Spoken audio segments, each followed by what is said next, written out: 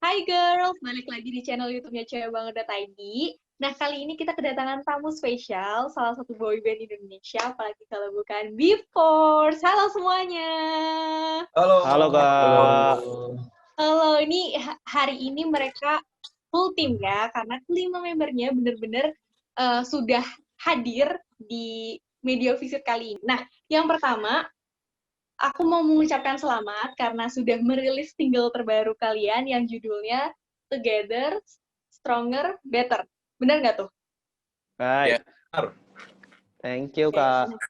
Terima kasih. Kalau boleh tahu, sebenarnya single itu tuh bercerita tentang apa sih? Mungkin dari Kak Sebastian dulu kali ya, silahkan nih Kak.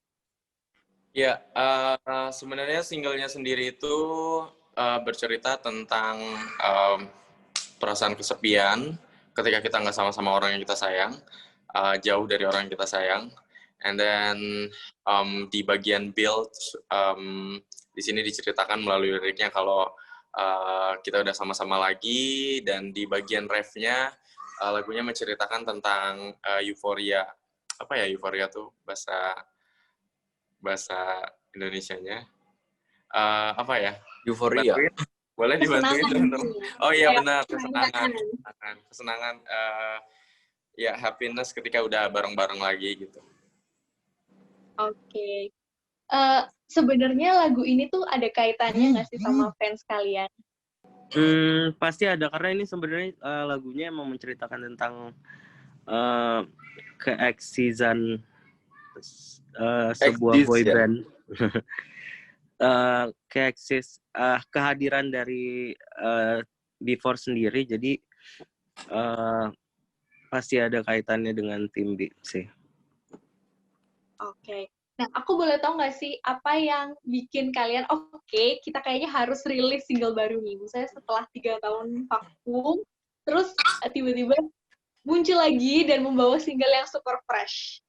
Kali ini Kak Ridwan yang jawab. Iya Kak, kalau dari kita sendiri kita pastinya senang banget karena kita udah lama nggak muncul gitu, dan akhirnya kita ada kesempatan untuk membuat sebuah karya lagi. Ya sebenarnya karya ini itu memang murni kita pengen persembahkan untuk fans-fans kita yang memang masih nunggu kita selama ini, yang suka nanyain kayak kapan comeback, banyak banget yang nanyain kayak gitu, dan kita salut banget sama mereka yang masih nungguin kita, dan akhirnya bisa terjadilah dan terbentuklah single ini itu karena maksudnya karena kebersamaan tim B ini yang selalu support kita sampai sekarang. Jadinya kita memang kalau ditanya soal perasaannya gimana keluarin single lagi, pastinya senang banget, bahkan terbilang nggak nyangka sih sebenarnya. Nggak nyangka karena tim B kita bisa kumpul lagi dan kita bisa berkarya lagi. Kayak gitu Kak. Vakum 3 tahun. Kalian tuh intens saling nanya kabar sih, saling berhubungan gitu, kayak kepo-kepo. Ini kalian lagi ngapain? Ini update Kak Mavin gimana gitu. Kalian masih intens gitu nggak sih? Maksudnya selama 3 tahun vakum. Kalian silakan coba jawab.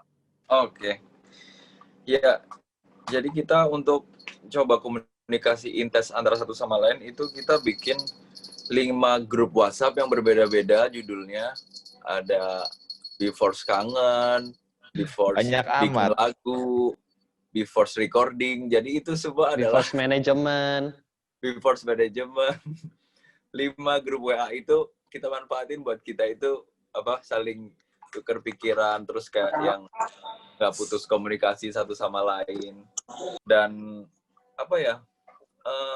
alhamdulillah sih komunikasi tetap lancar sih, walaupun ada susah buat keluar gara-gara PSBB segala macam. Justru malah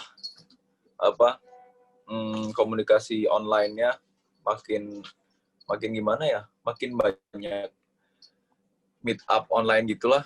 Jadi aman Kak untuk masalah komunikasi.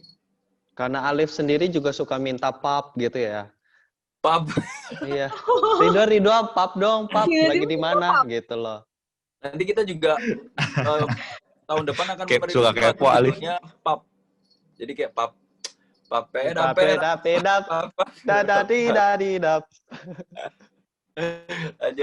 Oke. Nah, Sekarang pertanyaan buat Kak Mavin nih. Susah nggak sih Kak, maksudnya membangun chemistry lagi setelah 3 tahun kalian tuh vakum?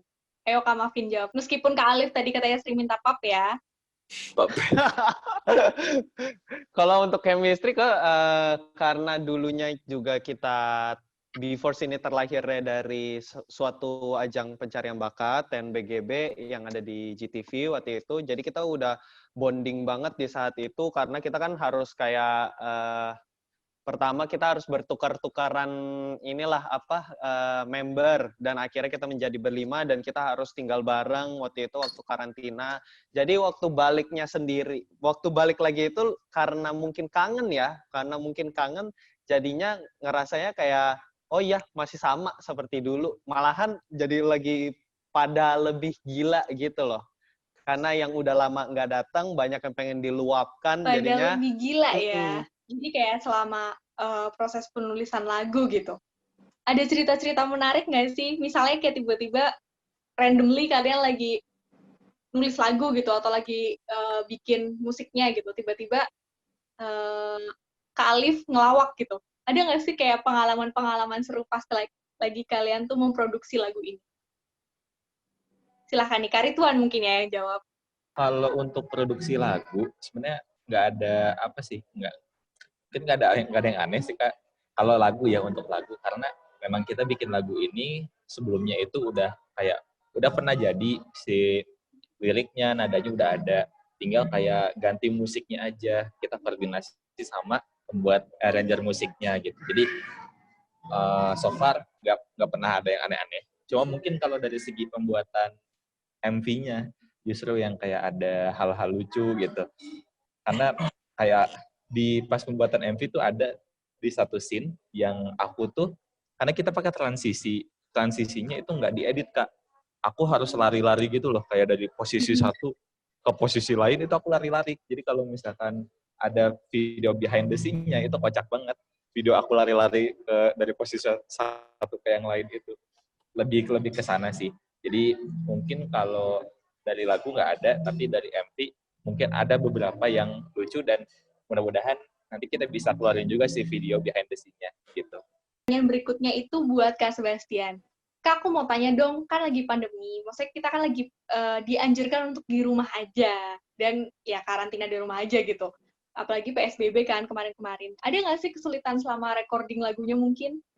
Selama recording lagunya pastinya kesulitannya banyak banget ya Kak, karena kan biasanya kalau penyanyi, musisi, record lagu kan pasti di studio, kumpul, banyak orang, sedangkan keadaan lagi pandemi kayak gini kan, sangat tidak memungkinkan, dan kebanyakan dari kita tuh di Jakarta kan, yang memang protokol kesehatannya mungkin jauh lebih ketat dari zona-zona yang memang mungkin lebih aman dari Jakarta. Jadi kita benar-benar semuanya tuh online, benar-benar revisinya pun online, satu-satu, ngerekamnya, kayak gitu sih.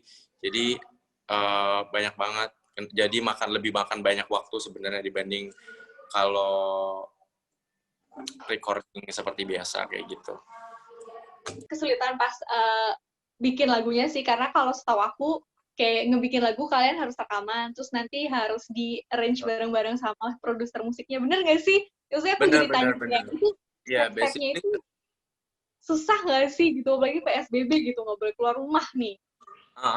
Kalau misalnya production lagunya sendiri memang dari kita, cuma kalau music production-nya itu kita dibantu sih sama teman kita. Jadi setelah kita record bagian kita masing-masing, kita balikin ke yang bakal nge-mixing sama mastering lagu kita. Jadi benar-benar itu Kak, lebih ke makan banyak waktu kali ya, lebih banyak nunggu, karena kan semuanya juga punya kegiatan masing-masing, apalagi kalau misalnya nggak ketemu in person, physical gitu, bakal lebih lama gitu sih, lebih ke waktu sih, karena kita nggak bisa ketemu, kan semuanya dilakuin online. Emang jadi total berapa lama tuh? Maksudnya produksi lagunya? Iya, mungkin sekitar sebulanan kalau lagunya sendiri Kak, sekitar 1 bulanan. Cuma memang yang menggampangkan adalah lagunya sudah ada, ya udah lagunya tuh memang udah ada, jadi mungkin yang kita gampangnya di situ, jadi kita udah nggak perlu bikin lagu, revisi lagunya udah ada, aku cuma sama Malvin tuh cuma revisi bagian rap, and then after that kita recording gitu, mungkin sekitar sebulan sih, kayak recording 2 minggu, and then seminggu kita kayak seminggu kita nunggu final musik seminggu tunggu final musik, 2 minggu recording, 1 minggu mixing dan mastering. Nah, sekarang aku mau tanya buat Kak Devi nih. Kalau tadi tuh pembuatan lagunya kan udah susah nih. Nah, pembuatan MV-nya sekarang gimana tuh, Kak? Apa sih kesulitannya? So far di cocokin timing jadwal masing-masing aja sih. Kayak untungnya juga waktu itu masih pandemi ya, jadi masing-masing dari kita juga nggak ada yang bentrok kerjaan atau apa. Jadi apa ya guys kesulitannya? Ada yang notice mungkin? Kesulitan untuk produksi MV sebenarnya lebih karena kita kan mostly di Jakarta kan Kak, jadi waktu itu nggak memungkinkan untuk syuting di Jakarta, akhirnya kita harus keluar kota, kita syuting di Bandung, lokasi yang paling dekat dan memungkinkan, zonanya juga nggak zona yang berbahaya, kita benar-benar ambil semua production house-nya dari situ, terus juga dibantu sama teman-teman dancer yang which is teman-teman kita juga, semuanya yang domisilinya Bandung. Jadi benar-benar 4 orang yang di Jakarta. 3 orang di Jakarta, 1 orang di Tegal, pergi ke Bandung. Itu sih. Sama waktu itu kan kita juga bentrok sama PSBB kedua yang tiba-tiba kan, yang sebenarnya pengennya rencananya bisa stay lebih lama di Bandung, cuma nggak mungkin. Jadi kita kejar-kejaran waktu. Karena waktu itu kita syutingnya 12.13, 14 tengah malam, which is tinggal 13 malamnya habis selesai syuting kita harus balik Jakarta karena takutnya nggak boleh masuk Jakarta kan. Itu sih ceritanya. Pengalaman menarik pas bikin MV. Kan kejar-kejaran waktu nih, itu kan kayak pengalaman buat semuanya teman-teman dari B-Force kan. Tapi pengalaman menarik lainnya ada nggak sih selain tadi yang Karitona harus lari dari sisi sini ke sisi lainnya? Nah, mungkin yang menarik adalah lokasi tempat kita syuting kali ya. Jadi lokasinya itu memang kita syuting di kayak gedung belum jadi gitu ya. Yang artinya juga pengamanannya juga agak sedikit kurang.